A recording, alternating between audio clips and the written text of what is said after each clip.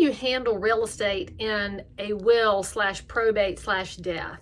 Well, I can only talk to you about what happens in North Carolina, and specifically here in Cabarrus County where I serve, because obviously the laws are different everywhere. So before we dive into this video, just tuck into the asterisks in your mind that you should verify wherever you are. And I can also help in Mecklenburg County, Union County, Gaston County, Iredell, and Rowan. Don't stress out, but generally I'm going to be most helpful where I know the people at the courthouse. Hey ladies, love y'all.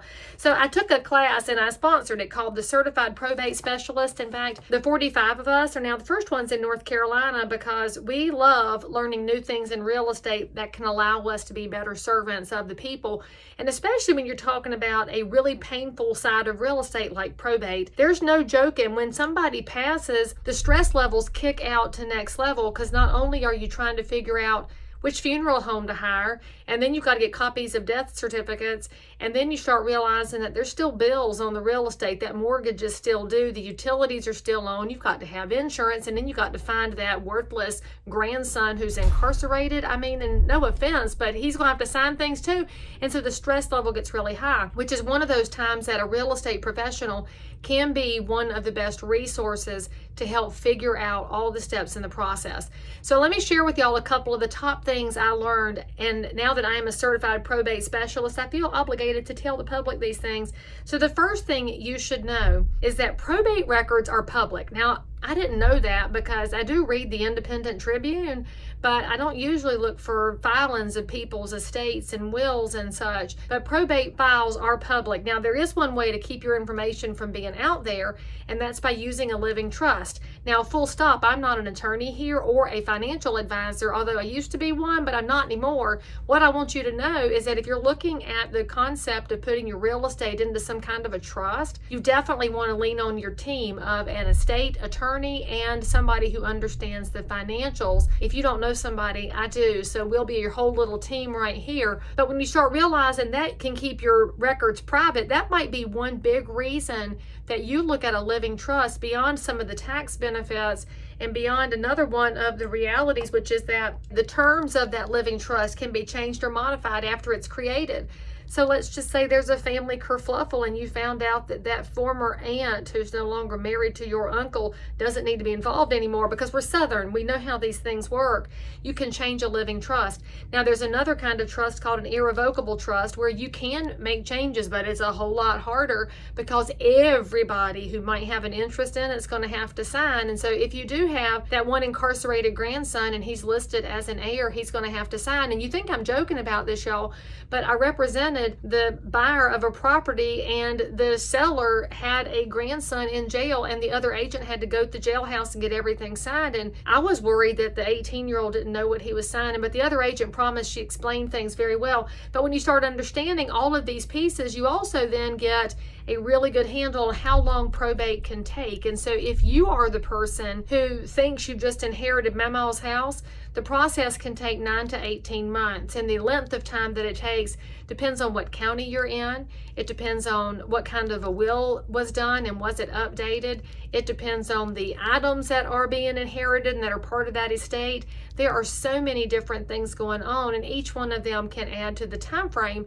But if you heard on the TikTok somewhere that it's going to take years, it actually is more likely to take 9 to 18 months, and there's ways to make it a more seamless process, which frankly, the biggest advice I think I can give to anybody after taking this 8-hour class full of legal terms and hiccups is that you want to get all this stuff talked about and figured out amongst your family members long before your glory day comes to go home. And so when you figure all of this out, you're actually leaving less of a burden on the heirs of your property, and you're also taking care of your community, because let's point that out too. When Mama passes, if it takes some several years for the estate to get handled, the house might fall into disrepair or decay, and that's not good for the neighborhood or frankly for the value of that asset, even if you want to let your cousin's son move in for a little while. So what is the realtor's job? job here. Well, the job for the realtor starts now while you're watching this video. Hey, what's up? You should come make an appointment to figure out what are all the steps involved. How do you prepare properly? You might just call me and say, I need that estate attorney or that financial advisor, and I'll hook you up so that you can go have those conversations in private and make sure that you're putting together the best plan possible to maximize what you've saved for, because real estate for most people, y'all, that's their primary savings vehicle. They don't have a lot of stocks and bonds. They don't have giant savings accounts. They don't have Rolex or Rollies. I think the young people call them Rollies. They don't have all those other things. For most folks, what they have is their house. And so if you want to make sure that you're protecting that asset for your lifetime and for what it can bring to your family, I mean, let me just digress here for a second. We're in an era right now of really low inventory. And so if Mama passes, she'd probably like one of the grands to be able to inherit that house. So you want to get everything done in advance so that the next generation has a chance at home ownership too.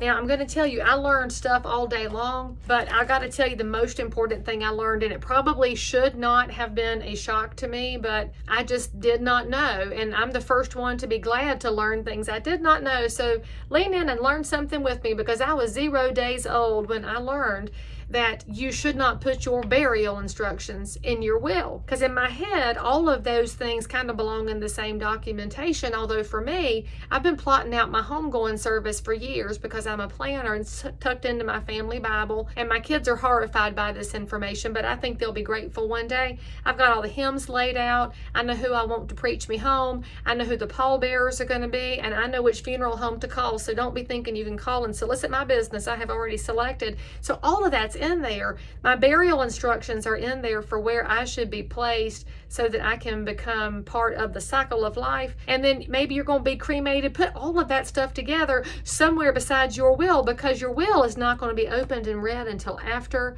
you have gone home and the burial has taken place. And I guess logically I should have thought my way through it, but I didn't. So since I learned it, congratulations, you can learn it with me. So for all of y'all who are planners, make sure that that plan is somewhere besides in your will, or else your family's going to read it after and say, well, thanks a lot, Mom. And you don't want to irritate them after the fact, because they should still be grieving. They should be very distraught that you're gone, instead of irritated that you put the burial instructions in the will. So if you have questions about how to handle your real estate before you go to the great beyond, and then after, I'll help your family after, you just call me and I'll help. And if you're in a county or a state somewhere else and you want to take this class, shoot me a note and I'll connect you to the owner and the instructor of the class. That will be Buddy West, and then G. Dunston helped him build it as well. They would love to bring it to your area, and it makes great sense. If we want to make real estate stronger for the future, then each of us has an obligation to make ourselves stronger along the way, so that when somebody calls us, we're able to serve. So if you're in Cabarrus County, Rowan, Union, Gaston, Mecklenburg, or Iredell, you can call me. And if you're somewhere else, you can still call me and say, hey, I'd be so glad to hear your voice and hug your neck.